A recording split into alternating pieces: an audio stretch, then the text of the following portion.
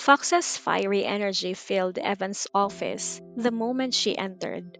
Her presence, as striking as the scarlet clothes she wore, she came not for pleasantries, but for justice, determined to retrieve something that belonged to her, something she claimed Evan had taken.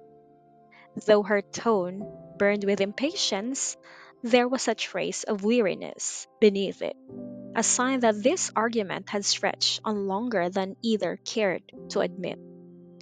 Evan, calm and composed as ever, greeted her with a smile that only deepened her irritation. To him, her anger was almost amusing, her stubbornness oddly captivating. Fox, however, was far from amused. The item she demanded wasn't just an object, it held meaning, a valuable antique, rich with memories and irreplaceable worth. To lose it was one thing, but to have it taken by a man as infuriatingly smug as Evan was quite another. She pressed him again and again, demanding that he return it, but Evan's reply was always the same. He didn't remember where it was.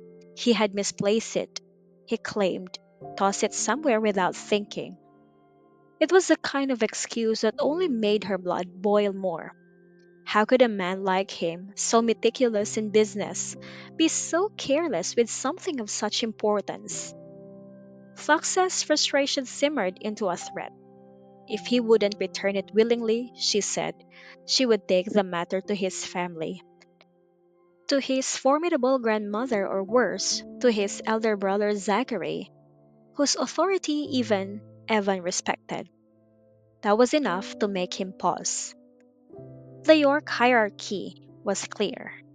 Every younger brother feared the wrath of Zachary, and no one wanted to disappoint the family matriarch. Still, Evan hid his discomfort beneath a teasing smirk. Her threats only made him more playful, and she found herself caught between fury and disbelief. It was as if he took pleasure in watching her lose control. Yet, beneath the surface, Evan's amusement masked something deeper, a quiet admiration for her strength, her spirit, and the fire in her eyes. When Fox realized her words weren't moving him, she tried a different approach. Her tone softened, her pride bending ever so slightly. She apologized for their past quarrel, admitting that she might have been wrong before. Perhaps, she hoped, a little humility would make him relent. But Evan only smiled and repeated his excuse. He simply couldn't find it. Frustrated beyond measure, Fox accused him of lying, of deliberately keeping her precious belonging just to torment her.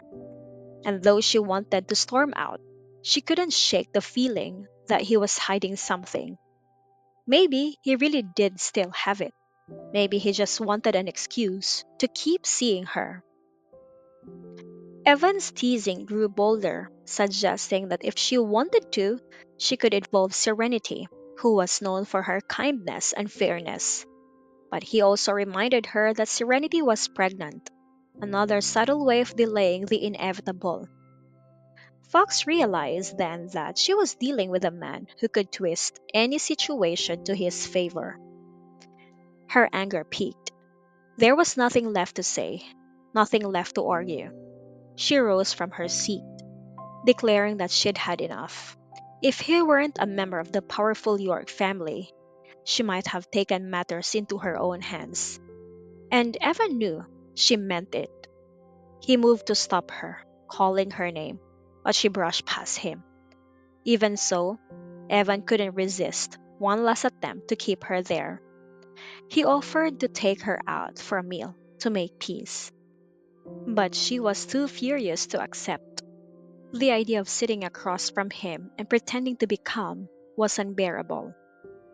As she left, Evan followed her through the hall, keeping a cautious distance. The employees who witnessed the scene could only exchange curious glances, wondering about the true nature of their relationship. The once composed Mr. York, now looked almost flustered. Outside, Fox's phone buzzed. A new message lit up the screen, and whatever she read seemed to quicken her steps. Evan hurried to catch up, watching as she walked away, swift, graceful, unyielding. In that moment, he realized that no matter how many times she stormed off, she would always return.